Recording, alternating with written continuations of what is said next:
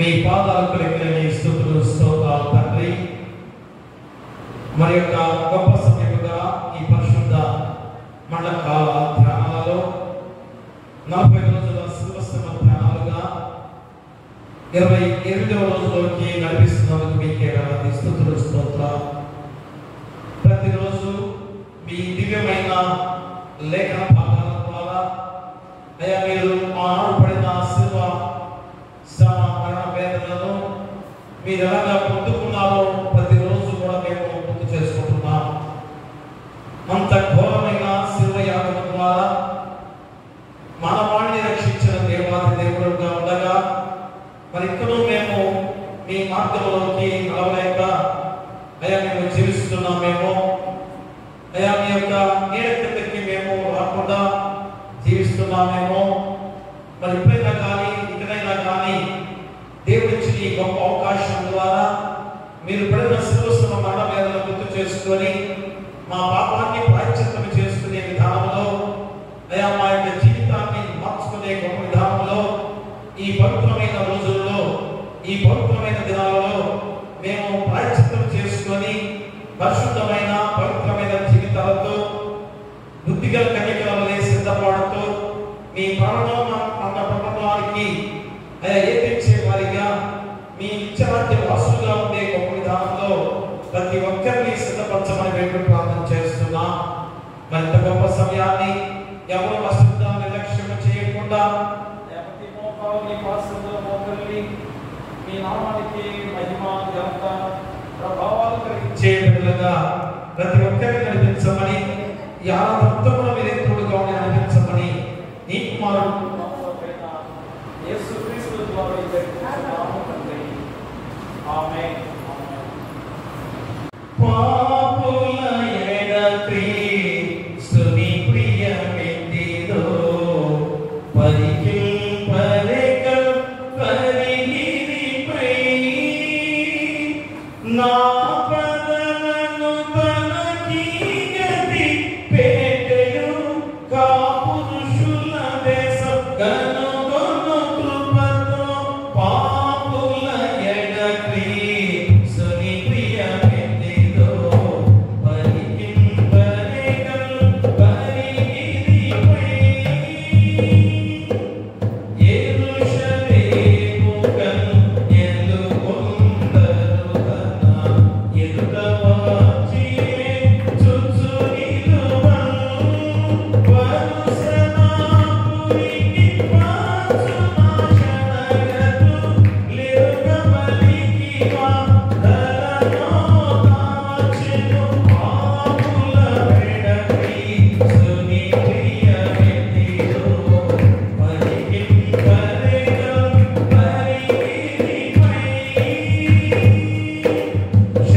శత్రువులకు తను చంపుచునుండగా మైత్రి చూపి సమ్మతి తోడం స్తోత్రము చేసెను తండ్రి నీవల దురితమెల్ల క్షమింపవే అనుచును పాపుల ఎడ క్రీస్తుని ప్రియమిత్తిదో పరికింపలేక పరిగిరిపై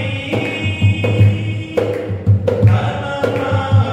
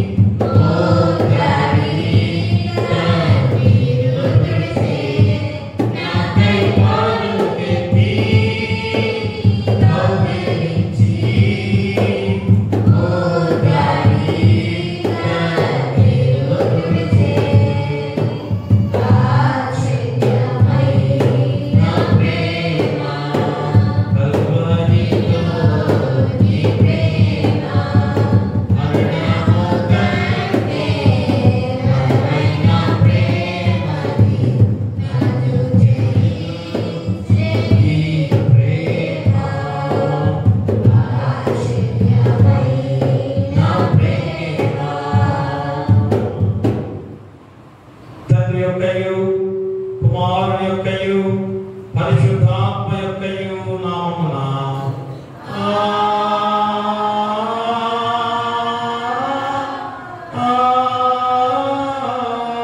ఆమేన్. ఓ ప్రభువా, నా పెదవులను తెరువుము, అప్పుడు నా నోరు నీ స్తోత్రమును బయలుపరచును. ఓ దేవా, నన్ను విడిపించుటకు త్వరగా రమ్ము. ఓ ప్రభువా, నా సహాయమునకు త్వరగా రమ్ము. తండ్రికిని కుమారునికిని పరిశుద్ధాత్మకును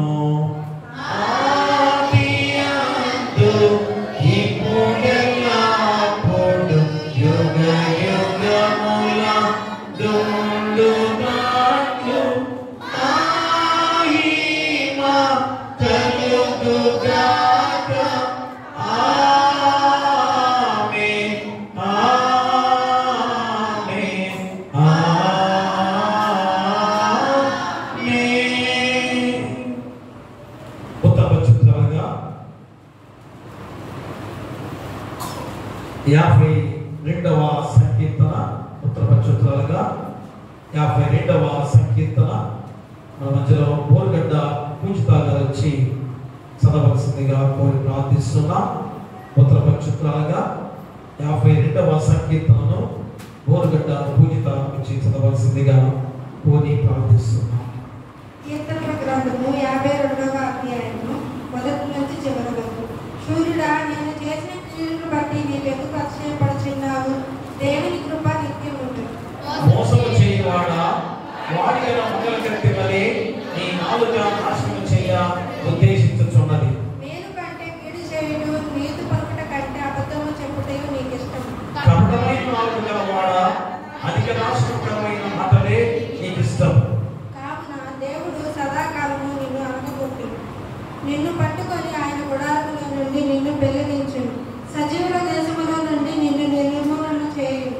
నీతిమంతులు చూచి భయభక్తులు కలిగి ఇదిగో దేవుని తనకు దుర్గముగా ఉంచుకొనక తన ధన సమృద్ధి అందు నమ్మకముంచి తన చేతులను బలపరుచుకొని వాడు వీడే అని చెప్పుకొనుచు వారిని చూచి నవ్వుదురు. నేనైతే దేవుని మందిరములో పచ్చని ఒలీవ చెట్టు వలె ఉన్నాను. నిత్యము దేవుని కృపయందు నమ్మిక ఉంచున్నాను. అందరం కలిసి నీవు దాన్ని నెరవేర్చితివి కనుక నేను నిత్యము నిన్ను స్తుతించెదను. నీ నామము నీ భక్తుల దృష్టికి ఉత్తమమైనది. నేను దాన్ని స్మరించి కనిపెట్టుచున్నాను. తండ్రికి కుమారునికి పరిశుద్ధాత్మకు ఆదియందు ఇప్పుడు ఎల్లప్పుడూ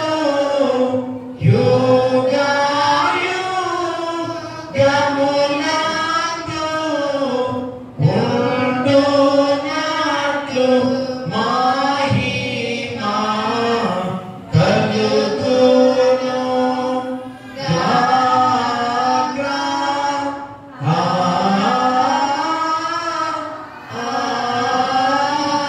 ఆమేన్. వాక్య పఠనముగా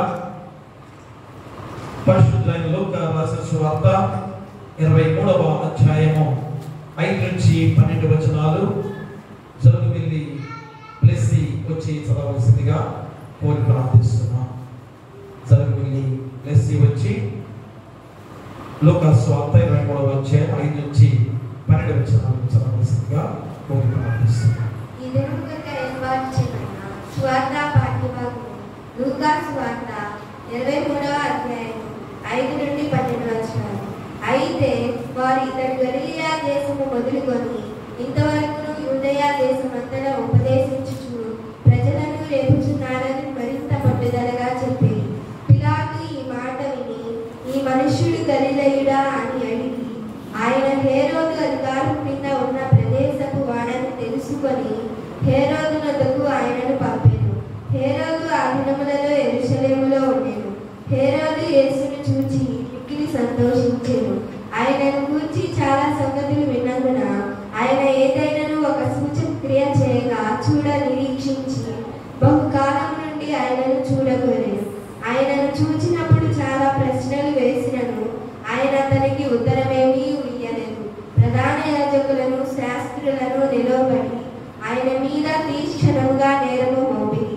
హేరోదు తన సైనికులతో కలిసి ఆయనను తృణీకరించి అపహసించి ఆయనను ప్రశస్తమైన వస్త్రము తొడిగించి పిలాతు నొద్దకు మరలా పంపెను.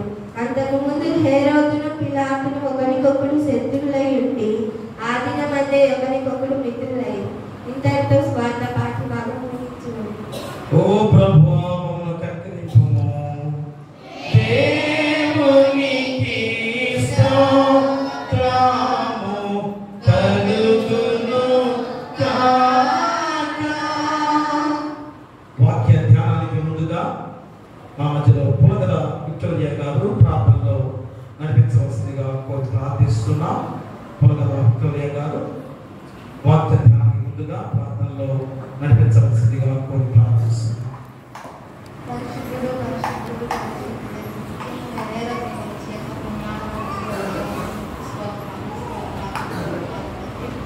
చూడలేని వారు మృతులైన వారు ప్రభావ మమ్మల్ని అయితే సజీవుల లెక్కలో ప్రభావ ఈ రాత్రికాల సమయం మమ్మల్ని తండ్రి ఈ మందిరంలో మేము స్తుతించుకోవడానికి ధన్యతనిచ్చినందుకు నీకు స్తోత్రాలు. అయ్యా నీకు వందనాలు తండ్రి. అయ్యా నీ పక్షముగా నిలబడుతున్న నీ వేడని జ్ఞాపకం చేసుకో ప్రభా. నీ వేడ ద్వారా తండ్రి నీ వాకు నుంచి ప్రభా అయ్యా మాకు వినగలిగిన చెవిని అయ్యా గ్రహించగల మనసును మాకు దయచేయమని తండ్రి. అయ్యి రాత్రి కాల సమయం ప్రభా అయా సమస్తమును తోడుగా ఉండమని తండ్రి. వాక్యానికి ముందుగా నిలబడుచున్న నీ వేడని తండ్రి నీ రెక్కల చాటును తండ్రి నువ్వు దాచి ప్రభా అయ్యా నీ ప్రభావ దాచమని తండ్రి.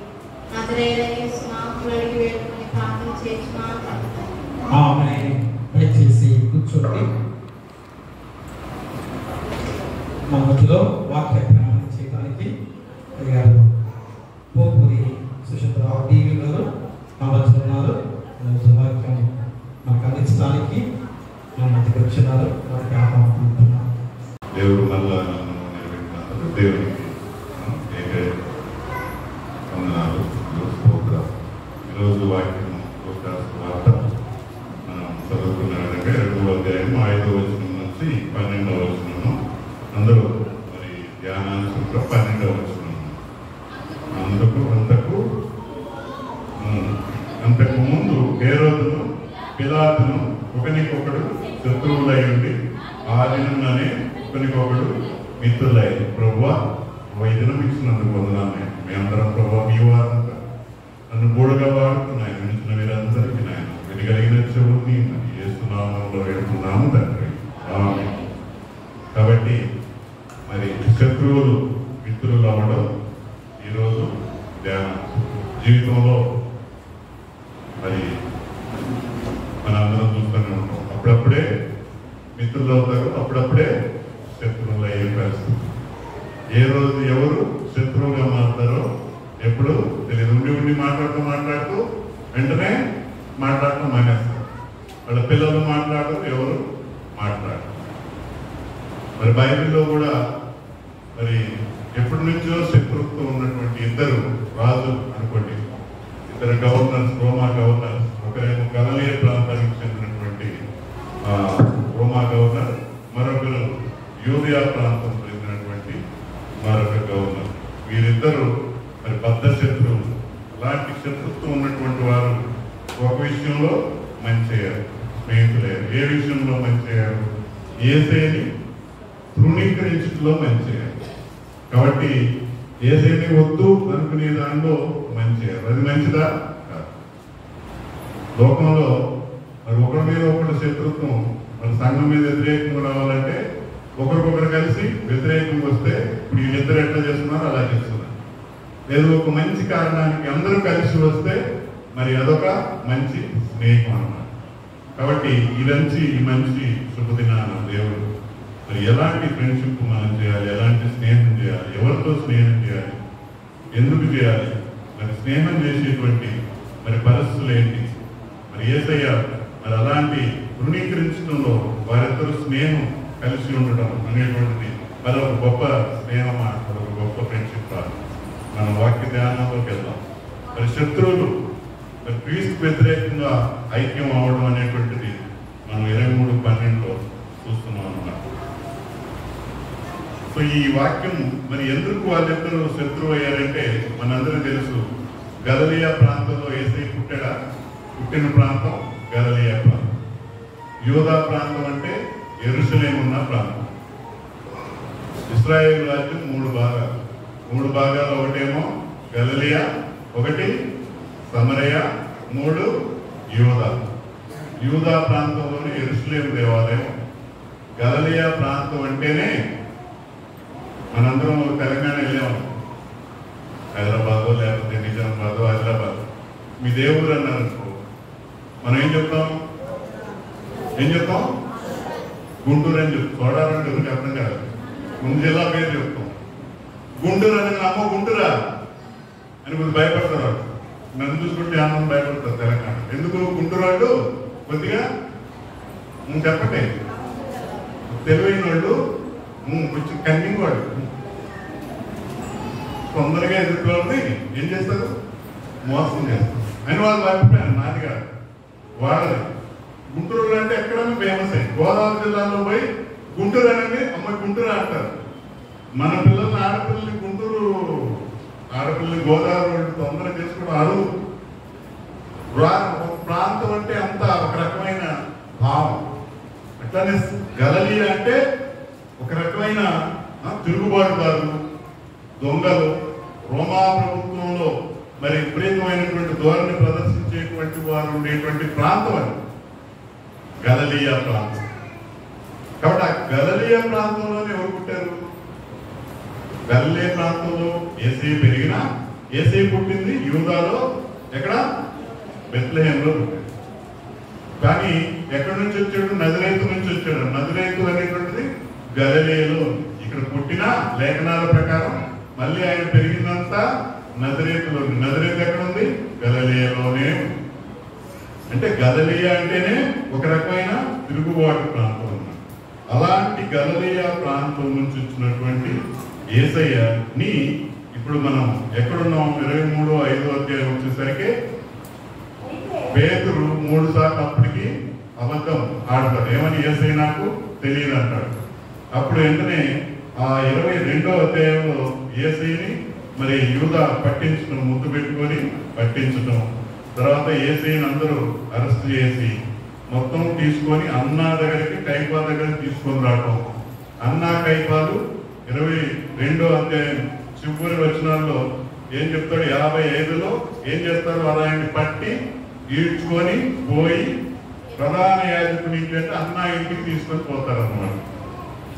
22:64లో ఏం జరుగుతుంది? యేసుని పట్టుకొని మనుషులు ఆయన్ని అపహరించి కొట్టి ముఖం మీద కప్పి 65లో నిన్ను కొట్టిన వాడు ఎవడో ప్రవచింపుము, 67లో నీవు తీసుకువైతే మాతో చెప్పి అన్ని సనేద్రిన్ సభలో జరిగేటువంటి విషయాలు. అంటే మత పెద్దల దగ్గర, అంటే మన చర్చిలో అనుకోండి, మన దేవాలయానికి తీసుకొని వచ్చారు. అప్పుడు యూదుల దేవాలయం సనేద్రిన్ అలాంటి సుప్రీంకోర్టు అన్నమాట. ఆ కోర్టులో తీసుకెళ్ళి ఇవన్నీ చేస్తున్నారు. అందుకు 22:71లో ఇంకా 70లో ఏమంటున్నాడు? యేసయ్య అందుకు వారందరూ అట్లయితే నీవు దేవుని కుమారుడవా అని అడగగానే మీరు అన్నట్లే అంటాడు. ఎవరితో? సనేద్రిన్ సభలో. 71లో ఆయన ఏం చెప్పి సాక్షులు దేని ఈయన దేవుడి కుమారుడు ఆయన దేవదర్శనం చేస్తున్నాడు కాబట్టి ఈయన ఇప్పుడు మరణ శిక్ష చేయాలి అని ఆ సనేద్రిన్ సభ నుంచి ఇప్పుడు ఎక్కడ తీసుకొస్తారు? పేతురు, రోమా గవర్నర్ అయిన పేతురు దర్శిస్తారు. ఎందుకంటే మత పెద్దలకి మరణ శిక్ష విధించే అధికారం లేదు కాబట్టి యేసయ్య వెంటనే చంపాలి అనేటువంటి ఉద్దేశంతో ఎవరి దగ్గర తీసుకొస్తారు? పేతురు దగ్గర. ఎందుకంటే రోమా గవర్నర్, ఆయనే మరణ శిక్ష విధించే అధికారం కలిగినటువంటి వాడు అన్నమాట. ఇప్పుడు 22:1-3-4లో మనం మరి అక్కడ పేతురు గారి దగ్గర తీసుకుని రావడం, పేతురు గారు ఈయన దగ్గర ఏ తప్పు లేదని నాకు తెలుస్తుంది అని 4వ వచనంలో అంటాం. ఇప్పుడు 5వ వచనం వచ్చేసరికి ఈరోజు మన ధ్యానాంశం ఏమంటాడు? అయితే వారు పేతురుతో అంటున్నారు, ఏమంటున్నారు? ఇతడు గలిలయ దేశము. చూసారా గుంటూరు, అక్కడ పోయి గుంటూరు అంటే ఎట్లా?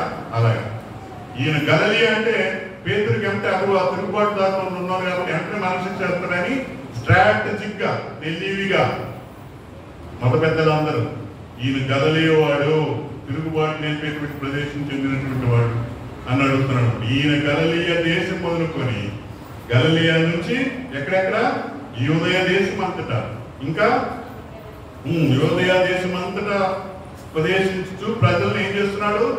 రేపుచున్నాడు. కాబట్టి వీళ్ళందరికీ ఎంత కోపం అంటే ఆ గలిలయ ప్రాంతంలో మరి యేసయ్య ఉన్నాడని వాళ్ళందరినీ. యోహాను 1:46 నతనీయులు ఏమంటాడు? గలిలయ నుంచి నజరేతు నుంచి, గలిలయ అంటే నజరేతు ఏమంటున్నాడు యోహాను 1:46? అందుకు నతనీయులు, నజరేతు అంటే గలిలయలు, గలిలయ నుంచి మంచిది ఏదైనా రాగలదంటే గలిలయ అంత చెడ్డ ప్రాంతం అన్నమాట. ఇంకా అపోస్తుల గారు 5:37 యూదా అనేటువంటి ఒక తిరుగుబాటుదారు, అపోస్తుల గారు 5:37 యూదా అనేటువంటి ఒక తిరుగుబాటుదారుడు వచ్చి అక్కడ ప్రజలందరూ చంపి గలిలయ అంతా నాశనం చేశారు. అక్కడ ఉన్న బిల్డింగ్ మొత్తం అంతా సమూలంగా నాశనం చేసేటువంటి ఒక తిరుగుబాటుదారుడు అన్నమాట. కాబట్టి రోమా ప్రభుత్వానికి ఆ గలిలయ ప్రాంతం అంటేనే ఇదంతా ఒక తిరుగుబాటుదారులు ఉంటారు కాబట్టి ఆ గలిలయాని ఎత్తితే పేతురు వెంటనే యేసయ్యకి మరణశిక్ష చేస్తాడు అనే ఉద్దేశంతో మరి అంత గలిలయాని పేతురు ముందు ఈ ప్రధాన యాజకుడు చెప్పడం మనం చూస్తున్నాం అన్నమాట. కాబట్టి ఆ గలిలయ నుంచి యేసు రావడంలో ఒక మంచి ప్రవచనం ఉంది. మత్తయి 4:15 ఏమంటున్నాడు? ఒక మంచి ప్రవచనం యేసయ్య చెప్తున్నాడు. చీకటిలో కూర్చుండి ఉన్న ప్రజలను గొప్ప వెలుగు చూసిరి. కాబట్టి గలిలయ వాళ్ళంతా చీకటిలో ఉన్నారు, తిరుగుబాటుతో విసిగి వేసారున్నారు, ఎవరు కూడా ఆ ప్రాంతం వెళ్తుండలేదు. తర్వాత ఆ ప్రదేశం అంతా మరణ ప్రదేశం. ఏమంటున్నారు? మరణ ప్రదేశములోను మరణ ఛాయలోను కూర్చుండి ఉన్న వారికంటే మాకు ఇంక దిక్కు లేదు, ఏ రోమా ప్రభుత్వం ఎవరు కూడా ఆదరించరు, మాకు ఏ పథకాలు లేవు, ఏ విధంగా కూడా ప్రభుత్వం ఏది ఆదుకోదు అనేటువంటి వారితో ఏముంది? వారికి వెలుగు ఉదయించాను. కాబట్టి ప్రవక్త యెషయా పలికినటువంటి మాటలు మరి ఈ గలిలయ ప్రాంతం నుంచి వచ్చినట్టు మనం చూస్తాం. 1911వ సంవత్సరంలో చీరాల పక్కన ఊరు ఉంది. ఏ ఊరు చెప్పండి? మనోడు కూడా జానం అంటారు. సువర్త పొలం అని ఉండేది. 1800 సంవత్సరంలో ఎరుకల అనేటువంటి కులం పెరిగిన వాళ్ళందరినీ నేరస్తులు, ఈ కులంలో పుట్టినోడంతా నేరస్తులే. ఎందుకంటే ఆ కులంలో పుట్టినోళ్ళంతా వాళ్ళకి ఏమి రాదు అప్పట్లో. ఇప్పుడంతా పెద్ద ఐఏఎస్ ఆఫీసర్లు, ఐపీఎస్ పెద్ద అధికారులు ఉన్నారు. 1800 సంవత్సరంలో ఆ కులంలో పుట్టినోళ్ళు దొంగతనాలు, దోపిడీలు ఇదే. అందుకని ఏం చేశారు బ్రిటిష్ వాళ్ళు? ఈ కులం వాళ్ళందరినీ నేరస్తులే ప్రకటించేశారు. అక్కడ స్టోర్పురం అనే ఊరిలో, ఇప్పుడు ఈ స్టోరీ కాదు, ఇప్పటి కాదు, 1911లో అంతా ఎట్లా ఉండేవాళ్ళు అంటే పలానా ఊర్లో పలానా ఇంట్లో నేను దోపిడీ దొంగతనం చేస్తున్నానని చెప్పి చేసేవాళ్ళు. అంతంత కరుడు కట్టిన నేరస్తులు ఉన్నటువంటి గ్రామం ఆ ఊరంతా. అలాంటి ఊళ్ళో బ్రిటిష్ ప్రభుత్వం స్టూవర్ట్ అనే ఆయన హోమ్ డిపార్ట్మెంట్ లో పనిచేస్తా ఆ గ్రామంలో ఉండే దొంగలందరినీ మార్చాలి. వీళ్ళు పుట్టిన పిల్లలు మంచి ప్రొఫెషనల్ ఇతరులను చంపడానికి కనుక అట్లా చెప్పి చేస్తున్నారు. ఎట్లా చేయాలి వీళ్ళని అప్పట్లో సాల్వేషన్ ఆర్మీలో కెప్టెన్ రాబ్ అనేటువంటి ఆయన పట్టుకొని పాస్టర్ గారిని, అయ్యా నువ్వు వెళ్ళి ఆ ఊర్లో మార్క్స్ అంటే ఆ ఊర్లో ఆయన వెళ్ళి తాటి చెట్లు 2 మధ్య ఒక చిన్న గుడిసెలాగా వేసుకుంటే ఊళ్ళో ఎవరు పలకడానికి రావట్లేదు. చాలా మంది ఆయన నుంచి ఎన్నో ఆవుల మందిని చంపేస్తారు, ఈ బట్టలు వాళ్ళు ఆకుంటారు, వాళ్ళని దొంగలు దోపిడీదారులు వెళ్ళొద్దు లోపలికి. అటువంటి పరిస్థితులు ఆయన అయితే మళ్ళీ ఏం కాదు, నేనే ఉంటాను. ఓ స్త్రీ వచ్చి, మరి స్త్రీలే కదా మా ముందు, ఈ మనిషి ఎవరు 15 రోజుల నుంచి ఎట్లే ఉంటున్నాడు, ఏం తింటున్నాడు, ఎట్లా ఉంటున్నాడు అని పలకరీయడానికి వస్తే చిన్నగా ఆ స్త్రీ ద్వారా ఆ ఊర్లో పోయి యేసయ్యని ముందే చెప్పలేదు, మీరందరూ మారండి అని చెప్పాల. ప్రభు చెప్పేది కూడా అది గలిలయలో పుట్టి బెత్లెహేములో పుట్టిన గలిలయలో పెరిగేటప్పుడు ప్రజల దగ్గర చేరి వాళ్ళందరూ మారండి అనలేదు. కాబట్టి ఒక గొప్ప మాట చెప్తున్నాడు అనమాట రాబర్ట్ హాబ్ అనేటువంటి ఆయన. ఎట్లా మీరు ఈ స్టూవర్ట్ పురాన్ని మార్చారంటే, I have not connected, I have just connected. ఇటు వాళ్ళతో కనెక్ట్ అయిపోయారు. ముందేం చేయాలి? మారాలంటే మనుషులతో కలిసిపోవాలి. వాళ్ళ పరిస్థితులు ఏంటి, వాళ్ళ జీవన పరిస్థితులు, వాళ్ళ కష్టాలు, వాళ్ళ ఇబ్బందులు ఏంటి, ముందు కనెక్ట్ అవ్వాలి. కనెక్ట్ అయిన తర్వాతనే కరెక్ట్ అవ్వాలి. అయ్యా నువ్వు చేసిన తప్పు, నువ్వు దొంగతనం చేస్తున్నావు, నీకు తప్పు, నువ్వు దేవుడి విరోధం చేస్తున్నావు, నువ్వు తప్పు, నువ్వు ఇది పోయి చదువుకో, నీకు జ్ఞానం తెచ్చుకో. కాబట్టి కనెక్ట్ అయ్యేటువంటి వాడు. ఈరోజు పాస్టర్ గారు కూడా చాలా మంది కనెక్ట్ అయ్యే పాస్టర్ గారు అందరూ కూడా సక్సెస్ అవుతారు. యాజకులందరూ కూడా వారికి ప్రధాన లక్ష్యం. ఏసీ కూడా ముందు గలిలయ ప్రాంతంలో ప్రజలందరితో కనెక్ట్ అయిన తర్వాతే 30 సంవత్సరాలు తర్వాత మిషన్ ప్రారంభించాడు అన్నమాట. తర్వాత కరెక్షన్ స్టార్ట్ చేశాడు. వాళ్ళందరినీ మార్చు, ఇది తప్పు, ఇది కరెక్ట్ కాదు, ఇది దేవుని రాజ్యంలో ఇది సరైనది కాదు అనేటువంటిది అన్నమాట. కాబట్టి కనెక్ట్ అవ్వటం నేర్చుకోవాలి. మనం కనెక్ట్ అయితేనే ఎప్పుడైనా ఎదుటోళ్ళతో మాట్లాడడం. కొత్తగా కోడలు వచ్చిందనుకో ఇంట్లో, ఆ కోడలతో పక్కింటా మాట్లాడుతూ ఉంటుంది ఎక్కువ. ఏమో ఆ కోడలు అత్తకి చాలా కోపం వస్తుంది. ఎందుకు వస్తుంది? ఏమి ఎప్పుడు నేను కదా ముఖ్యమని. నువ్వు కనెక్ట్ కావట్లేదు కదా. మరి నువ్వేమి కావాలి? కోడలతో కనెక్ట్ కావాలి. నువ్వు కనెక్ట్ అయితే ఆ పక్క కోడలతో మాట్లాడదు. నీకేమో ఈగో కదా. నా కోడలు మా అత్త కూడా అనుకో పలకలేదు, నవ్వదు.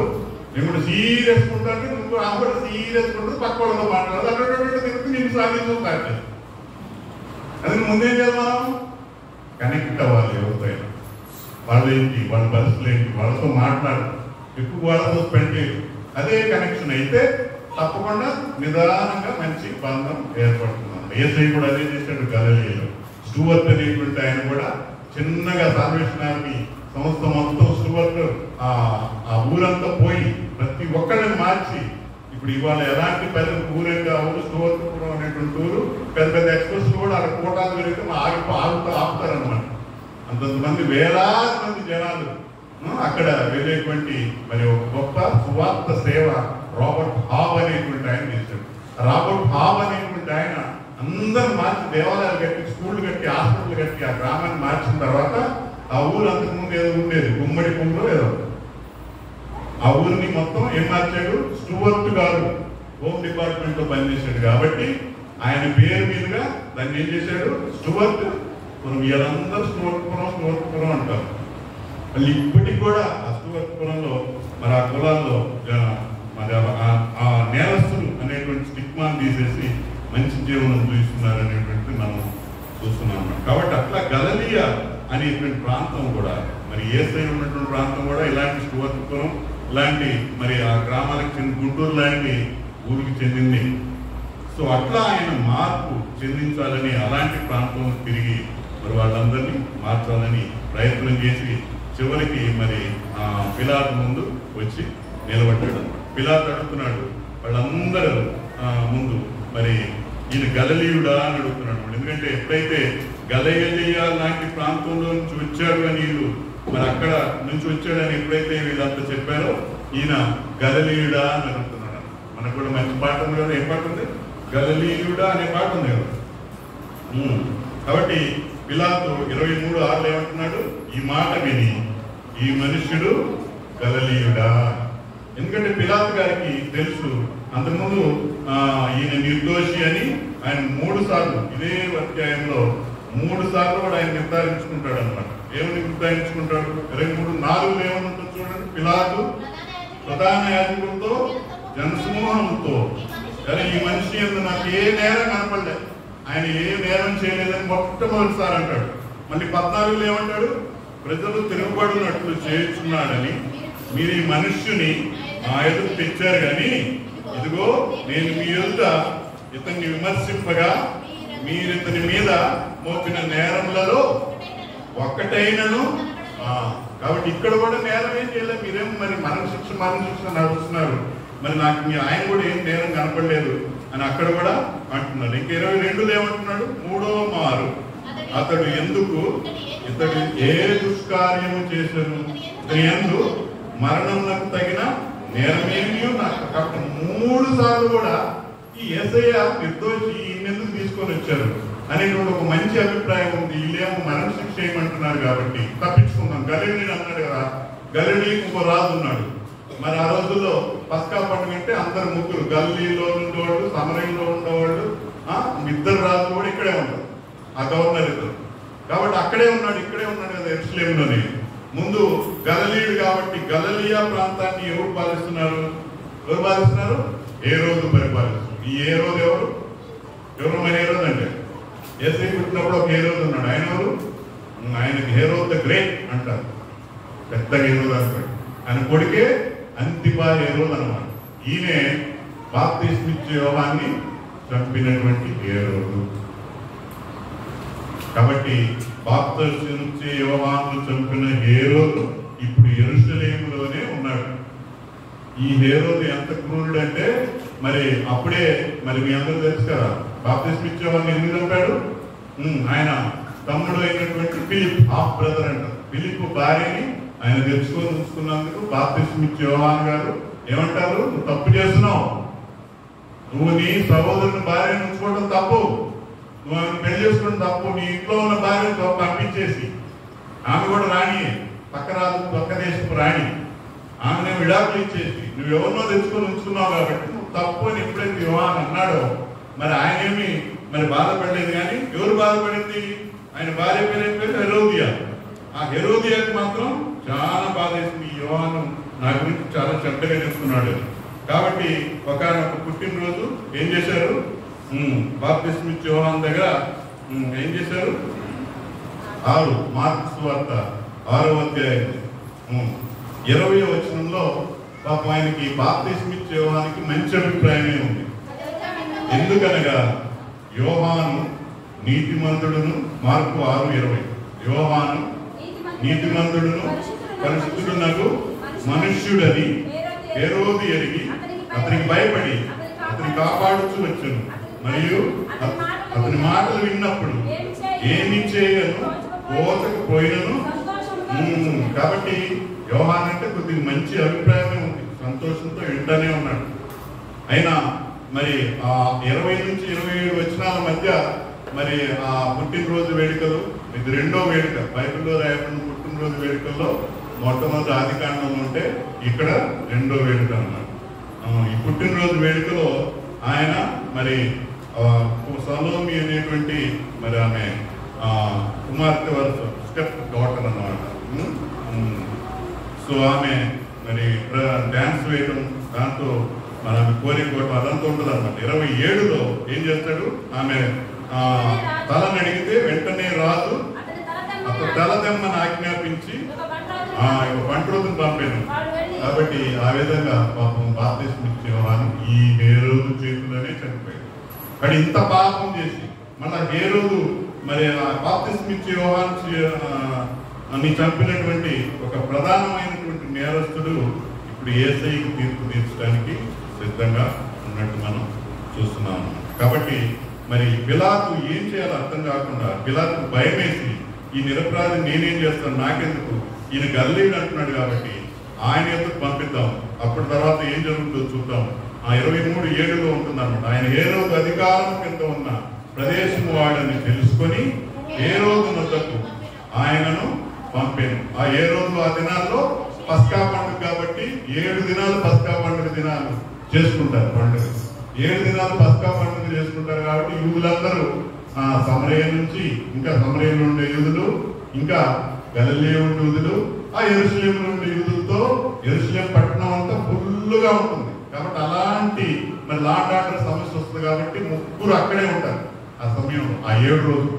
ఇప్పుడు ఈ 7 రోజుల్లో భాగంగా హేరోదు కూడా అక్కడే ఉన్నాడు. కాబట్టి పిలాతు ఎప్పుడైతే గలిలీయుడు అని అన్నారో అంటే ఈ నాకు సంబంధించిన వ్యక్తి కాదు, నేను ఎక్కడో ఒకటి తప్పించుకుందాం, ఆయన్ని పిలాతు దగ్గర హేరోదు దగ్గర పంపిద్దామని అక్కడికి పంపడం మనం చూస్తున్నాం అన్నమాట. కాబట్టి గలిలయ అంటేనే ఆ తిరుగుబాటు ఆ ప్రదేశం నుంచి వచ్చినటువంటి హేరోదు, మరి ఎంతో పాపి అయిన హేరోదు, ఆ బాప్తిస్మిచ్చే యోహాను చంపినటువంటి హేరోదు ఇప్పుడు మరి ఎక్కడికి వస్తున్నాడు? సొంత యెరూషలేం దేవాలయం, యెరూషలేం దగ్గర ఉండి 23:8లో ఏమంటుంది చూడండి. హేరోదు యేసును చూచి మిక్కిలి సంతోషించెను. ఆయనను కూర్చి ఎందుకు సంతోషించాడు? ఆయన గురించి చాలా సంగతులు విన్నాడు. ఏమేమిన్నాడు? గలిలీలోనే కదా. గలిలీలో యేసు ఎన్ని చేశాడు? కపెర్నహూము ఎక్కడుంది? గలిలీలోనే. పేతురు ఇల్లు ఎక్కడుంది? అత్తగారు గలిలీలోనే. ఆ గలిలీలోనే పేతురు అత్తగారి జ్వరాన్ని బాగు చేశాడు. పేతురు గారి అత్తగారి ఇంట్లోనే కపెర్నహూములోనే యేసు ఎప్పుడు ఉండి పరిచయం చేస్తూ ఉండేవాడు. ఆ కపెర్నహూములోనే కప్పు తీసి పెరాలసిస్ వచ్చిన వ్యక్తిని అందులోంచి దించితే అక్కడే బాగు చేశాడు. అక్కడే ఒక సైనికాధికారి కుమార్తెని బాగు చేశాడు. కాబట్టి గలిలీలో ఎన్నో కార్యాలు చేయటం హేరోదు అప్పుడు అక్కడే ఉన్నాడు. హేరోదు నేను ఇందా చెప్పాను కదా, అపోస్తల కార్యంలో ఉండే యూదా ఆ గలిలయ ప్రాంతం అంతటిని ఆ ఉండేటువంటి భవనాలన్నీ నాశనం చేసినప్పుడు రోమా చక్రవర్తి ఈ హేరోదుని మళ్ళా నగరాలు కట్టేయమని అంటే తిబెరియా అనేటువంటి ప్రాంతంలో పెద్ద ప్యాలెస్ కడతాడు అన్నమాట ఈ హేరోదు. తిబెరియాస్ అంటారు. అదే అప్పుడు కూడా తిబెరియాస్ సీజర్ అంటారు రోమా చక్రవర్తి పేరు. ఆయన పేరు మీదుగా నేను పెద్ద ప్యాలెస్ కడతాడు. ఆ ప్యాలెస్ లో ఎలాంటి ఆ ప్యాలెస్ కట్టేటప్పుడు అక్కడ అన్ని సమాధులు, యూదులకి సమాధులు అంటుకోకూడదు, శవాలు అంటుకోకూడదు. అయినా ఆ నగరాన్ని నిర్మిస్తాడు, అక్కడే ప్యాలెస్ నిర్మిస్తాడు. అందుకని యూదులు ఎవరు ఆ తిబెరియా అనేటువంటి ప్రాంతం ఆ దేశంలో ఉండరు. అప్పుడు ఆ ఊర్లో యేసు కూడా ఎప్పుడు ఆ ఊరు వెళ్ళినట్టు లేడు, రాజు ఒక్కడే ఉంటాడు. వీళ్ళందరూ ఏం చెప్తారంటే ఈ ఊరు వస్తే మేము అంతా ఉచితంగా ఇల్లు ఇస్తాం, ఉచితంగా అన్ని ఉచితం అన్నా యూదులు ఎవరు ఆ ఊరు పోరు. అలాంటి నగరంలో ఉండేటువంటి హేరోదు మరి ఇప్పుడు పస్కా పండుగ ఇక్కడికి వచ్చాడు కాబట్టి మరి ఆయన నిర్మించినటువంటి హేరోదు మరి ఇప్పుడు యేసయ్య ఆ గలిలయ ప్రాంతంలో ఎన్నో మంచి పనులు చేయడం విని ఆయన ఎంతో ఎట్లా ఉంటాడో చూద్దాం. ఈయన కూడా నా దగ్గర ఏమంటాడు, ఆయన ఏదైనా ఒక సూచక క్రియ చేయగా ఏదైనా చేస్తాడేమంటే గ్యారంటీ కూడా అనుకుంటున్నాడు అనమాట. ఇలాంటి హేరోదు ముందుకు రావడం యేసయ్య మరి లేఖనాల ప్రకారం అది కరెక్ట్ అయినప్పటికీ కూడా మరి మనలాంటి వాళ్ళకి ఎంతో బాధాకరం అన్నమాట. ఎంతో పాపైన ముందు సృష్టికర్త అయినటువంటి యేసయ్య దోషిలాగా తలంచుకుని నిలబడటం అనేటువంటి ఒక అన్ఫార్చునేట్ ఒక ఇన్సిడెంట్ లాగా మనందరికీ కనిపిస్తుంది అన్నమాట. కాబట్టి ఎందుకంటే మరి ఆయనకి ఒక అభిప్రాయం ఉంది యేసయ్య మీద. ఎందుకు ఆయన చూడటానికి ఎంతో సంతోషించాడు. లూకా 9:7 చూడండి. లూకా 9:7 యేసయ్యని ఎందుకు చూడాలని సంతోషపడి ఆయన బహుకాలం నుండి ఆయన చూడకోవాలని ఎందుకు చతుర్థాధిపతి అయిన హేరోదు జరిగిన కార్యములన్నింటినీ కూర్చి విని ఎటు తోచకు ఉండెను ఏదైనగా కొందరు కాబట్టి ఆయన చంపించినటువంటి యోహాను తల తీసాడు కదా, ఆయన మళ్ళీ ఆ బాప్తీసు ఇచ్చేటువంటి యోహాను పునరుద్ధరణై వచ్చాడని చాలా మంది అనుకుంటున్నారు. ఇంకా కొంతమంది ఏమనుకుంటున్నారు 9:8 కొందరేమో ఏలియా మళ్ళీ వచ్చి కనపడ్డాడు అని అనుకుంటున్నారు. ఇంకా కొందరు పూర్వకాలం ప్రవక్త ఏదో లేచాడని అనుకుంటున్నారు. యేసయ్య ఇన్ని మాట్లాడినాడు కాబట్టి ఆయన కుతూహలం అసలు ఎట్లుంటాడు యేసయ్య ఇన్ని మాటలు చెప్తున్నారు అనేటువంటి 9:9 ఇంకా ఇప్పుడు హేరోదు యోహాను తలగొట్టించింది కదా, ఎవరిని గురించి ఇట్టి సంగతులు వింటున్నానో ఆయన ఎవడా అని చెప్పి ఆయన చూడకు అప్పటి నుంచే ఈ 9:9 నుంచే ఆయన చూడకున్నాడు. యేసయ్య ఎట్లుంటాడు, ఇన్ని కార్యాలు ఏలియా అంటున్నారు కొంతమంది ఏమో బాప్తిస్మం ఇచ్చే యోహాను పునరుద్ధరణుడు అయ్యాడు అంటున్నాడు. నేనే చంపించా కదా, ఎట్లా పునరుద్ధరణుడు అవుతాడు, అసలు ఈయన చేసేటువంటి పనులన్నీ ఏంటి అనేటువంటి ఆ ఎంతూజియాజం అదే అన్నమాట. కాబట్టి అందుకే యేసుని చూడకోరాడు అనేటువంటిది మనం చూస్తున్నామన్నమాట. ఎంతో ఆసక్తితో ఆయన్ని మరి చూడాలని ఇష్టపడినట్టు మనం చూస్తున్నాం. చూడగానే యేసుని ఏం చేశాడు, లూకా 23:9 ఆయన చూసినప్పుడు చాలా ప్రశ్నలు వేశాడు. ఆయన అతనికి ఏం ఉత్తరం ఇవ్వలేదు. ఏమేమి ప్రశ్నలు వేశాడు, నువ్వు యేసయ్యవేనా, నువ్వు బాప్తిస్మం యోహాను పునరుద్ధరణుడు అయ్యావా, నువ్వు ఏలియావా, ఇలాంటి ప్రశ్నలు, నీ పరిచయం ఏంటి, నువ్వు యూదుడు రాజువా, నువ్వు ఇప్పుడు వచ్చి ఏమేం చేయాలనుకుంటున్నావు అనేటువంటి ప్రశ్నలన్నీ ఎన్నో వేసాడు అనమాట. వాటన్నిటికి కూడా యేసయ్య ఏం చెప్పాడు, ఏమి చెప్పకుండా సమాధానం అంతే ఉన్నాడు. పేతురుకైతే పిలాతుకైతే సమాధానం చెప్పాడు కానీ ఏ రోజుకి అసలు సమాధానం చెప్పడానికి ఇష్టపడలేదు. ఎందుకంటే ఏ రోజు మరి ఆయన చరిత్ర ఎలాంటిది మరి యేసయ్యకి తెలుసు కదా. బాప్తిస్మం ఇచ్చి యోహాను చంపినప్పుడే యేసయ్య ఎంతో బాధపడ్డాడు. అలాంటి వ్యక్తి ముందు నేనేం మాట్లాడతా, ఆయన ఏం చెప్పినా ఏం ప్రశ్నలు వేసినా యేసయ్య మౌనంగా ఉన్నట్టు మనం చూస్తున్నాం అన్నమాట. కాబట్టి అలాంటి మౌనంగా ఉన్నటువంటి యేసయ్యని ఎన్నో ప్రశ్నలు వేగంగా వెటకారంగా అడిగినట్టు మనం చూస్తున్నాం.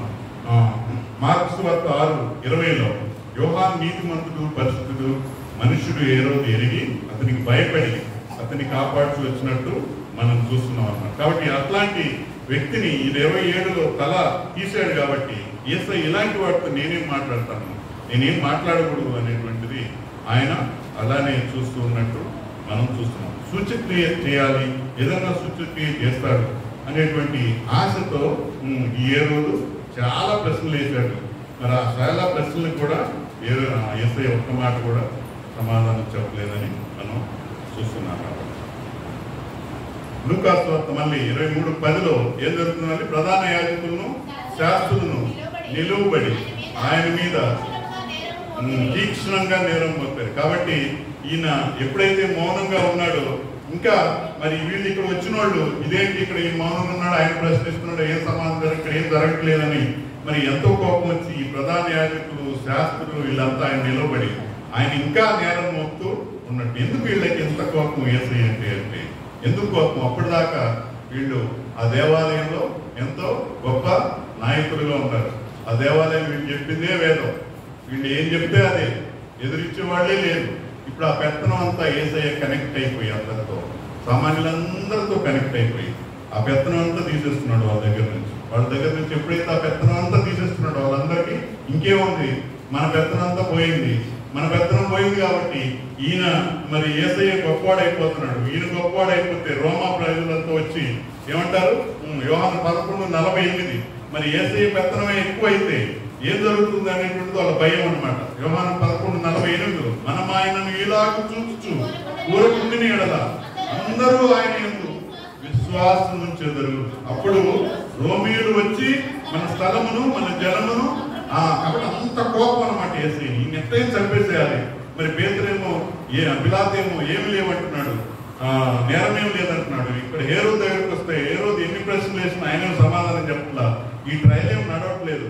అందుకని వీళ్ళకి ప్రధాన యాజకులు శాస్త్రులు అంటే వీళ్ళకి చాలా మరి ఆయన మీద ఇంకా తీక్షణంగా నేరం మోపిస్తున్నారు. అంత కోపం ఆయన్ని పెట్టుకున్నారు అన్నమాట. కాబట్టి ఎంతో మరి అంత కోపం ద్వేషం పెట్టుకొని యేసయ్యని ఎట్లయినా శిలువకు అప్పగించాలి, చంపేయాలి అనేటువంటి వారి కోరిక అన్నమాట. 23:10లో మనం చూస్తున్నాం. ఏముంది అక్కడ, ప్రధాన యాజకులు శాస్త్రులు తీక్షణంగా నేరం మోపుతున్నారు. ఈయన అది చేశాడు, ఇది చేశాడు, మేము దేవాలయం కట్టి 3 రోజులు కట్టిస్తా అన్నాడు. ఇలాంటి నేరాలని ఈయన యూదులు రాజని చెప్పుకుంటున్నాడు. అబ్రహాం కన్నా ముందున్నాడని దేవదూషణ చేస్తున్నాడు. ఇలాంటివన్నీ మరి ఆయన ముందు చెప్తూ మరి యేసయ్యని ఇంకా వాళ్ళు నిందించినట్టు మనం చూస్తున్నాం. పేతురు ఒకటి గ్రహించాడు. మార్కు సువార్త 15:9-10లో చూస్తాం. పిలాతు ఒకటి గ్రహించాడు. ఏం గ్రహించాడు?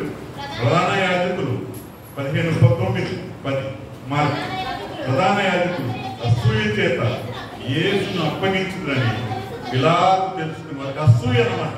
కాబట్టి ఎందుకు అప్పగించారు?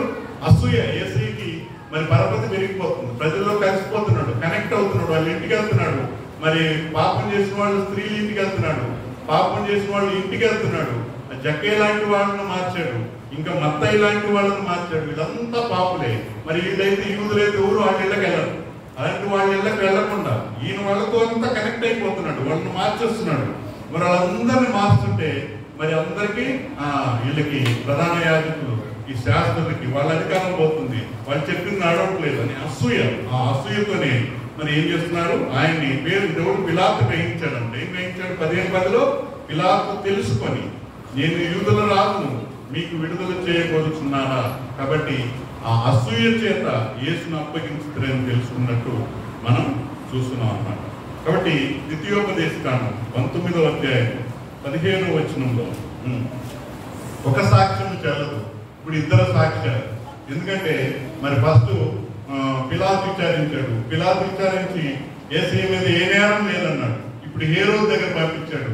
హేరోదు కూడా విచారించి ఈయనేం మాట్లాడలేదు, ఇక్కడ కూడా ఏ నేరం లేదు. ఈ 2 చోట్ల కూడా నేరం స్థాపన కాకపోతే యేసయ్య నిర్దోషాన్ని వదిలేస్తారనేటువంటి దానికి అక్కడ ఆధారం ఏముంది? 19:15లో ఒకడు చేయ సమస్త పాపములో ఏ అపరాధమును కూర్చే గాని ఏ పాపను కూర్చే గాని ఒక సాక్ష్యమును, కాబట్టి ఒక్కడ సాక్ష్యం చెప్తే చాలదు. ఒక పిలాతు ఒక్కడే తీర్పు తీరిస్తే చాలదు దోషి అని. ఇద్దరు సాక్షుల మాట మీదనైనను లేదా ముగ్గురు సాక్షుల మాట మీదైనను ప్రతి సంగతి కూడా స్థిరపడదు. కాబట్టి ఇద్దరు సాక్షులు చెప్పాలి ఎవరైనా ఏదైనా శిక్ష విధించాలి. అందుకని మరి పేతురు పిలాతు దగ్గర నుంచి ఇంకా హేరోదు దగ్గర నుంచి వెళ్ళినట్టు మనం చూస్తున్నాం అన్నమాట. వీళ్ళిద్దరి దగ్గర వెళ్ళటం అనేటువంటిది కీర్తనలు 2-3 ప్రవచనం యొక్క నెరవేరుకొని మనం గ్రహిస్తున్నాం. కీర్తనల గ్రంథం 2వ అధ్యాయం, భూరాజులు యెహోవాకును ఆయన అభిషిక్తునికి విరోధంగా నిలబడుతున్నారు, ఏలికలు ఏకీభవించి. కాబట్టి ఆయన అభిషిక్తుడికి కూడా విరోధంగా నిలబడుతున్నారు వీళ్ళిద్దరు కూడా అని మనం చూస్తున్నాం అన్నమాట. లూకా 23:11 ఏముంటుంది? హేరోదు తన సైనికులతో కలిసి ఆయన్ని తృణీకరించారు. సైనికులందరితో కలిసిపోయి ఆయన ఏం చేస్తున్నాడు? ఇప్పుడు తృణీకరించి అపహసించి ఆయనకు ఒక ప్రశస్తమైన వస్త్రము తొడిగించి మళ్ళా పిలాతు దగ్గర పంపాడు. కాబట్టి హేరోదుకి ఏం చేయాలో అర్థం కాలేదు. ఈయనేం సమాధానం చెప్పలే. ఏం ప్రశ్న అడిగినా వెంటనే ఆయన ఏం చేశాడు? సైనికులతో కలిసి అందరితో కలిసి తృణీకరించి, నువ్వు యూదుల రాజు తృణీకరించడం అట్లా హీనంగా మాట్లాడతావు, ఇంకా అవమానించు, అపహసించి, ఇంకా అపహాస్యం చేసి ఆయనకు ఒక మంచి వస్త్రం, దాన్ని ఏమంటారంటే ఫేక్ కింగ్ అని, దొంగరాజు ఈయనని ఒక వస్త్రం లాంటి తొడిగి ఇంకా అవమానించి ఆ వస్త్రం ఒకటి తొడిగించి మళ్ళా బాబు నా దగ్గర ఏమి ఇక్కడ ఏం లేదు, నువ్వు మళ్ళీ పిలాతు దగ్గర పోని అక్కడ పంపాడు. కాబట్టి హేరోదు కూడా ఎందుకు అంత యేసయ్య అంటే కోపం అంటే యేసు మౌనంగా ఉండడం, ఎన్ని ప్రశ్నలు అడిగినా సమాధానం చెప్పకుండా ఉండటం.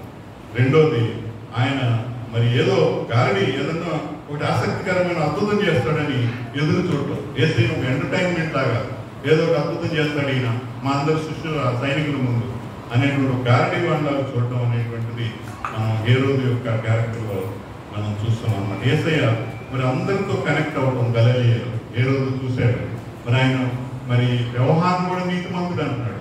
యేసయ్య కూడా అందరితో కలిసిపోవడం, మరి యేసయ్య అందరితో మరి అద్ద ఇంటిని పాపుల ఇంటిని దర్శించి వారిని మార్చి వారిని మళ్ళీ తన వైపు తిప్పుకుని వాళ్ళని శిష్యులుగా చేర్చుకొని ఆయన మిషన్ అంతా మరి ఎంతో ముందుకు తీసుకెళ్ళడం మనం చూశారు. కాబట్టి హేరోదు కూడా మరి అవన్నిటిని అసహించుకున్నట్టు మరలా పిలాతు దగ్గరికి పంపినట్టు మనం చూస్తున్నాం అన్నమాట. కాబట్టి ఇక్కడ మళ్ళా పిలాతు దగ్గరికి వచ్చిన తర్వాత పిలాతు ఏమన్నాడు? 12లో ఏం జరుగుతుంది?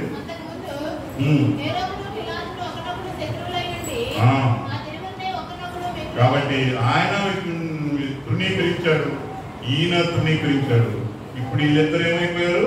స్నేహితులు అయిపోయారు. కాబట్టి మరి ఆ తృణీకరించడం అంటే యేసయ్యని తృణీకరించడంలోనే ఏమయ్యారు? వీళ్ళు స్నేహితులు అయ్యారు. కాబట్టి యేసయ్యని తృణీకరించుకొని ఫ్రెండ్షిప్ అయ్యారు. అలాంటి ఫ్రెండ్షిప్లు మనం కూడా కాకూడదు. మరి మనం ఎలాంటి ఫ్రెండ్షిప్ చేస్తున్నాం? మరి యేసయ్యను తృణీకరించే ఫ్రెండ్షిప్లో అందరం కలుస్తున్నాం, యేసయ్యకి ఇష్టం లేని పనుల్లో అందరం కలుస్తున్నామా? మన ఫ్రెండ్షిప్లు ఎట్లా ఉంటాయి అనేది మనం ఆలోచించుకోవాలి. స్త్రీలు మీరు ఎట్లా ఉంటారు? దేవాలయం వచ్చేదానికి ఫ్రెండ్షిప్ చేస్తారా? లేకపోతే సీరియల్ చూడడానికి, సినిమాలు చూడడానికి, బయటకు వెళ్ళడానికి, షాపింగ్ చేయడానికి ఫ్రెండ్షిప్ చేస్తారా? మగవాళ్ళు అయితే ఎట్లా ఉంటాయి ఫ్రెండ్షిప్లు? వాళ్ళని మందారడానికి ముగ్గురు నలుగురు కలిసిపోతారు, కూర్చోట కూర్చొని 4-5 తాగుతారు. అది ఫ్రెండ్షిప్ వాళ్ళు. దేవాలయం రావడానికి ఫ్రెండ్షిప్ కలిసి రారు, కానీ మనం దేవాలయానికి వెళ్దాం రా అనేటువంటి ఫ్రెండ్షిప్ కాదు. ఇప్పుడు ఏ రోజు పేదలు ఎట్లనో యేసయ్య వద్దు అంటానికి ఫ్రెండ్షిప్, యేసయ్య వద్దు మనకి అంటే ఆడపోయి ఫ్రెండ్షిప్ చేయడం అనమాట. ఆడపోయి ఎంజాయ్ చేయడం. ఇలా సినిమాలకు వెళ్ళేటప్పుడు ముగ్గురు నలుగురు కలిసి సినిమా పోయారు, దాన్ని ఏమంటారు? యేసయ్యను తృణీకరించే స్నేహం అంటారు. మనం ఎలాంటి స్నేహం చేస్తాం? బైబిల్లో మంచి మంచి స్నేహాలు ఉన్నాయి. మరి పిలాతు హేరోదు స్నేహం ఏంటి? వ్యతిరేకమైనటువంటి స్నేహం కాలేకపోగలిగినట్టు యేసయ్యను తృణీకరించేటువంటి ఫాల్స్ ఫ్రెండ్షిప్ అన్నమాట. అట్లానే రెండో స్నేహం ఏముంది? యేసయ్య యూదా యేసయ్య గురు శిష్యులు బంధమైన ఏ ఫ్రెండ్షిప్ అది? మరి అది కూడా దొంగ ఫ్రెండ్షిప్. యూదా యేసయ్యను అప్పగించినట్టు మనం చూస్తాం అన్నమాట. ఇంకా మంచి ఫ్రెండ్షిప్ మరి ఎట్లా ఉంటుంది? సామెతలు 27:6. కాబట్టి మనం ఇంట్లో మధ్య మనం స్నేహం చేయాలంటే ఎలాంటి స్నేహం చేయాలన్నా? మేలును కోరి స్నేహితుడు గాయములు చేయును, పగవాడు.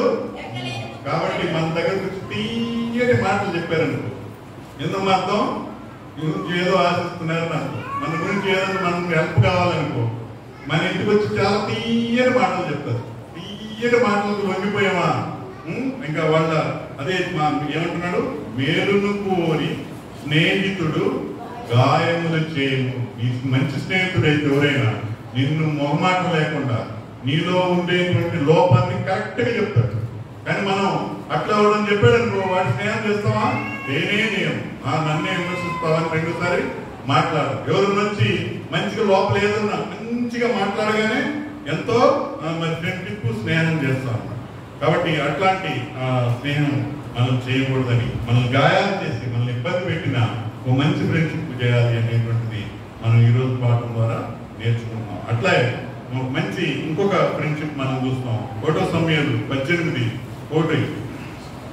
ఒకటో సమయాలు గ్రంథం 18వ అధ్యాయం 1వ వచనం.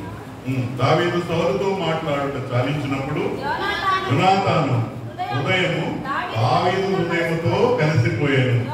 యోనాతాను దావీదును తనకు ప్రాణ స్నేహితునిగా. కాబట్టి స్నేహం అనేటువంటిది అంత గొప్ప మరి యోనాతాను దావీదు మధ్య ఉన్నట్టు మనం చూస్తూ ఉన్నాము. కాబట్టి మనం కూడా మరి ఎలాంటి స్నేహం చేయాలి, మరి ఎలాంటి స్నేహం కలిగి ఉండాలనేటువంటిది మరి యేసయ్య ఒక గొప్ప మనకి సందేశం ఇస్తున్నాడు. మనం ఎవరితో స్నేహం చేయాలి? యోహాను 15 మనకి ఎవరు స్నేహితులు ఉండాలి, ఎలాంటి స్నేహితులు ఉండాలి? దాసుడు, యోహాను సువార్త 15 దాసుడు తన యజమానుడు చేయుదానిని ఎరుగడు కనుక, కాబట్టి ఇక మిమ్మల్ని దాసులని పిలవక స్నేహితులని పిలుస్తున్నాను. ఎందుకనగా నేను నా తండ్రి వల్ల విన్న సంగతులు మీకు తెలియజేస్తాను. కాబట్టి యేసయ్య మనల్ని ఏమంటున్నాడు? అందరూ చెప్పడమ్మా, యేసయ్య అందరూ ఈ వచనం చదవండి. దాసుడు తన యజమానుడు చేయుదానిని ఎరుగడు కనుక ఇక మిమ్మను మనందరినీ దాసులు అంటలేదు యేసయ్య.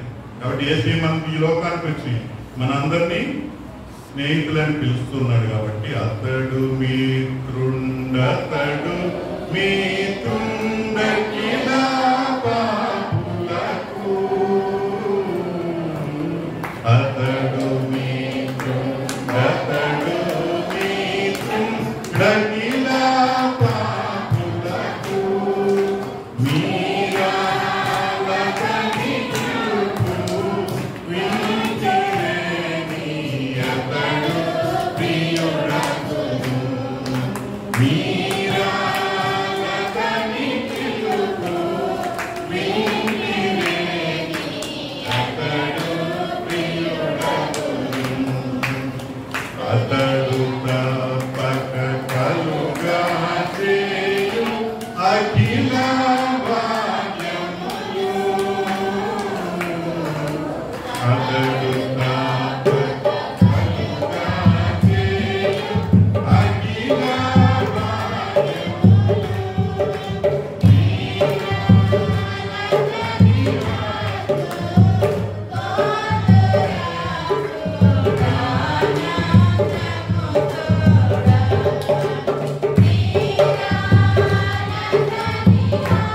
భాగ్యములు.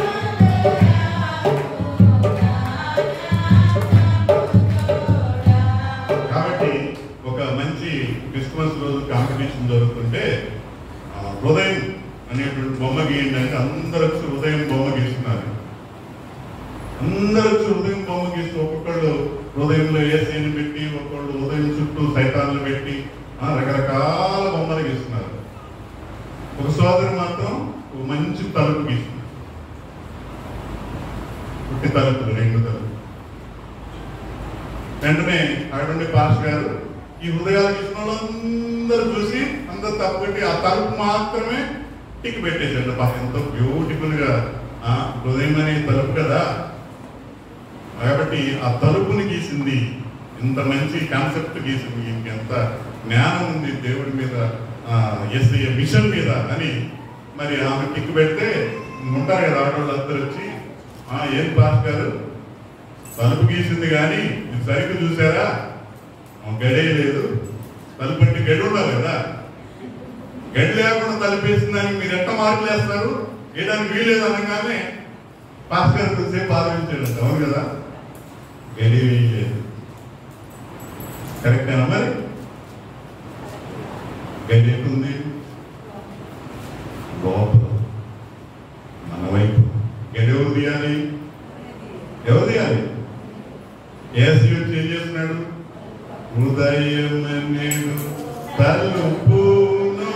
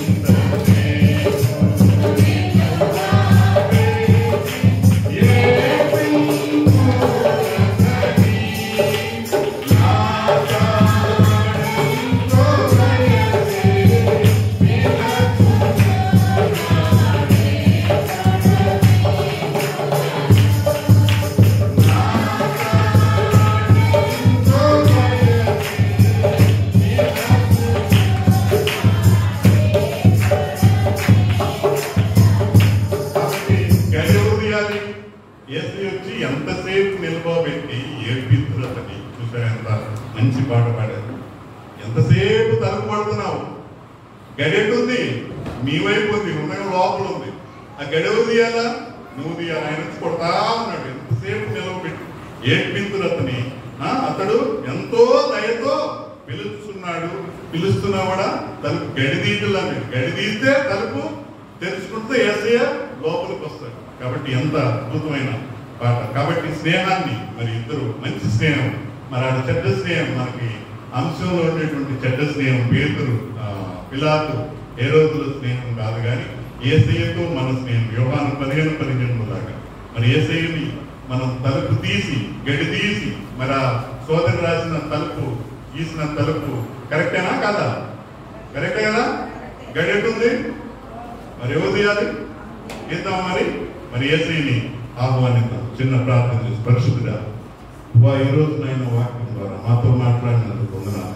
పిలాతు హేరోదుల స్నేహాన్ని మేము కోరుకోవట్లేదు కానీ మిమ్మల్ని తృణీకరించి వారు స్నేహితులయ్యారు కానీ ప్రభు మిమ్మల్ని ఆహ్వానించి ప్రభు మీతో స్నేహం కలిగి ప్రభు మా హృదయంలోకి ఆహ్వానించి ప్రభు యోనాతానుదా ప్రభు దావీదుల్లా ప్రభు యేసయ్య ప్రభు మాతో ప్రభు మీరు మాతో స్నేహం చేయడానికి లోకానికి వచ్చారు.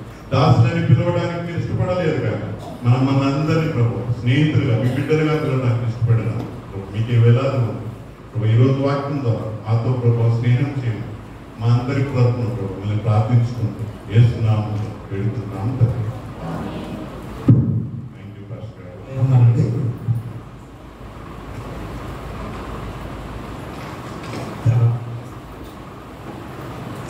వాక్యము శత్రువులు మిత్రులు అనే అంశం మీద చక్కటి మాటలు. పది రోజు దేవుని వాక్యము ఈ విధంగా ఒక చెడు విషయంలో మిత్రులు అవుతున్న విధానాన్ని లోకము అందరూ కూడా చూస్తున్నారు. అది ఎలాంటి మిత్రులుగా ఉన్నారో అందరికీ తెలుసు. చెడు విషయాల్లో మిత్రులు అవుతున్నారు. మంచి విషయంలో మరి ఏమాత్రంగా మరి చెడుగా ఉండి ఆటంకపరిచే వారిగా జీవిస్తున్న లోకం. హేరోదు పిలాతు కూడా అలాగనే ఆ క్షణంలో మిత్రులయ్యారు. మరి యేసుక్రీస్తు వారేమో మన పాపుల కొరకు ఆయన మిత్రులుగా ఉండి మరి ఉదయం వాక్య దగ్గర తలుపు తడుతూ ఉన్న సందర్భాన్ని కూడా చక్కటి పాట, ఎంత చక్కటి స్వరంతో మరి గారు మన గారు మన దీపం గారు చేస్తూ ఉద్యోగం చేస్తూ కూడా ఎంత చక్కటి వాక్యం ఈరోజు అందించారంటే మరి వారి యొక్క తల్లిదండ్రులు పాస్టర్ గారు కనుక వారు ఎంతో చక్కగా అనిపించినాము. మరి రోజు వారు చేస్తున్న గొప్ప ఉద్యోగంలో ఉండి కూడా మన మధ్యకి వచ్చి చక్కటి వాక్యాన్ని అందించిన యశోధర గారికి మన సంఘం తరపున కుటుంబ తరపు నుండి వందనాలు తెలియజేస్తున్నాను. తెలియజేసుకుంటూ మరి మీకును మీ కుటుంబాలకును సదాకాలం దేవుడు తోడైనను గాక. ఆమేన్. దహన బలి నీకు నానిష్టము మరియు దైవ బలులు విరిగినయా పాయే. యెహోవా దేవా విరిగి నలిగిన యతి హృదయాల శంభు చేయవు. నీ కటాక్షంబుతో సియోనుకు నిపుడే నెనరు తోడను నేను సేయుము. ప్రకటంబుగాను యెరూషలేమునకు ప్రాకారములనుగా తిప్పుము.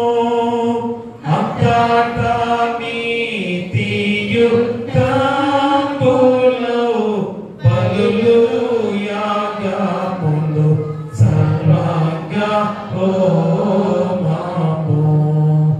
ఎంతో ఇష్టము బలిపీఠము మీద ఎన్నో కోడెల జనుల పిలుతురు. దహన బలి నీకు నానిష్టము మరియు దైవ బలులు విరిగిన ఆత్మాయే. ప్రార్థిద్దాము. మహాగరుడా, మహాపరిశుద్ధుడా, మా మిక్కిలి ప్రియ పరలోకపు తండ్రి, పరమండలమందు ఆశీనుడిగా ఉన్న గొప్ప దేవా, మీకే వేలాది స్తుతులు స్తోత్రాలు.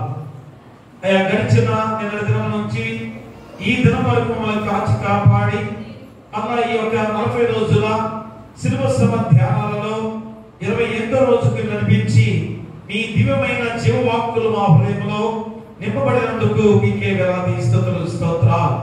ఎందుకనగా ఈ 40 రోజులు అయ్యా మీరు పడిన శిలువ శ్రమ మరణ వేదనలను ప్రతిరోజు గుర్తు చేసుకొని అయ్యా మా జీవితానికి ఏమి అవసరమో, మా జీవితాలు ఏ విధంగా మార్పు చెందడానికి అయ్యా వాక్యం ద్వారా మేము ఏమి నేర్చుకున్నామో అయ్యా ప్రతి రోజు కూడా నీతితో కూడిన అయ్యా వాక్యము ఆయన మేము గుర్తు చేసుకున్న విధానం అయ్యా. కాబట్టి ఈ రోజు కూడా అయ్యా శత్రువులు మిత్రులు అన్న అంశం ద్వారా ఈ రోజు అంశం ద్వారా మాకు వాక్యాన్ని గుర్తు చేస్తున్నారు.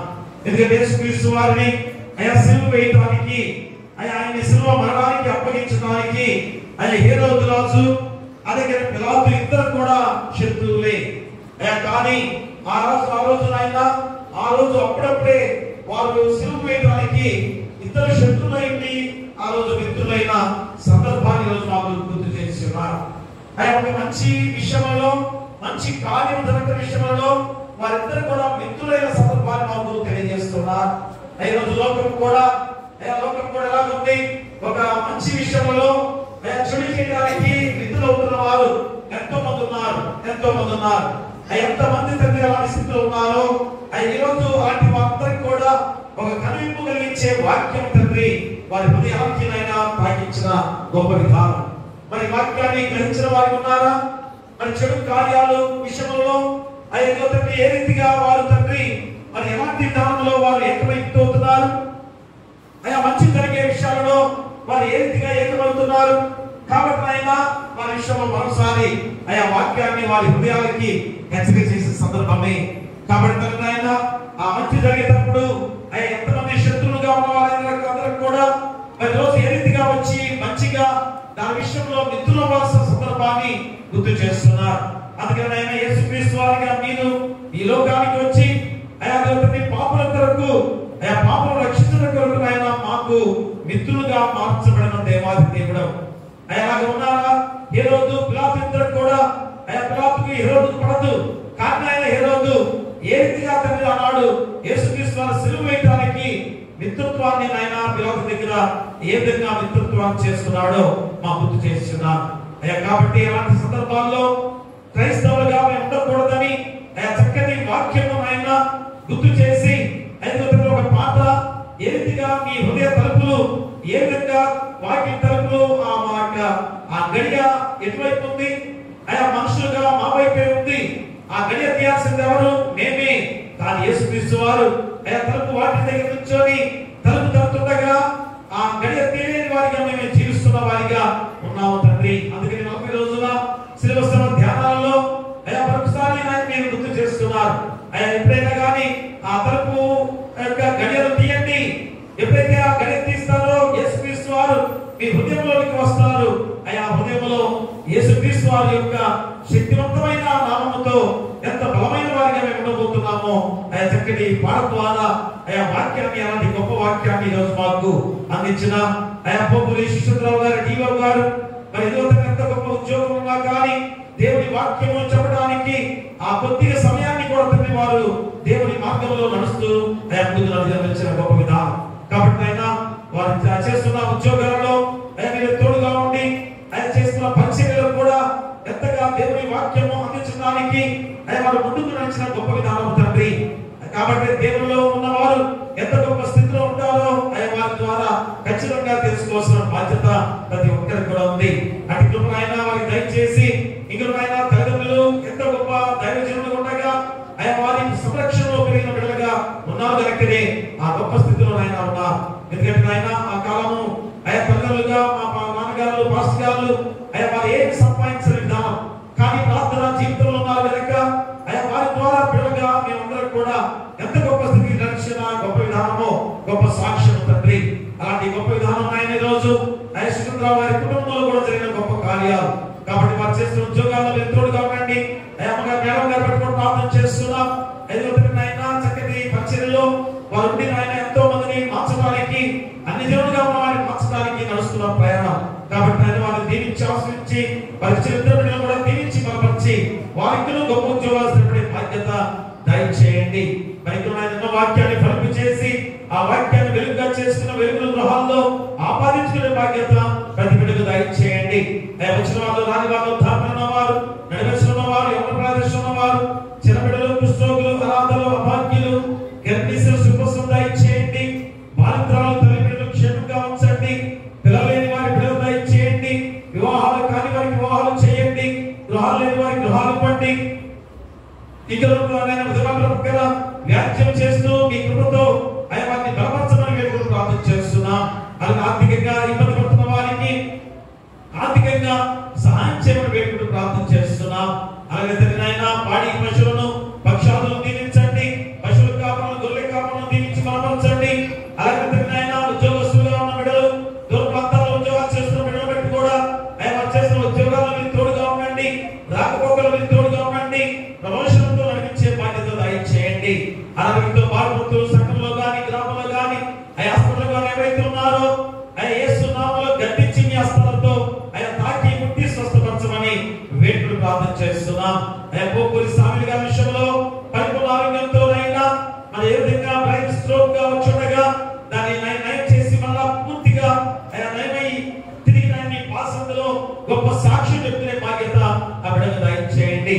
ఇక్కడ పక్షవాయుతో బాధపడుతున్న బిడ్డల విషయంలో, ఆపరేషన్ జరిగిన బిడ్డల విషయంలో, మరి చర్మ వ్యాధితో బాధపడుతున్న వారు, కాలు గాయాలు, చేతి గాయాలు, మోస గాయాలు, అలాగే తుంటి గాయాలైన బిడ్డలందరూ ప్రార్థన చేస్తున్నాం.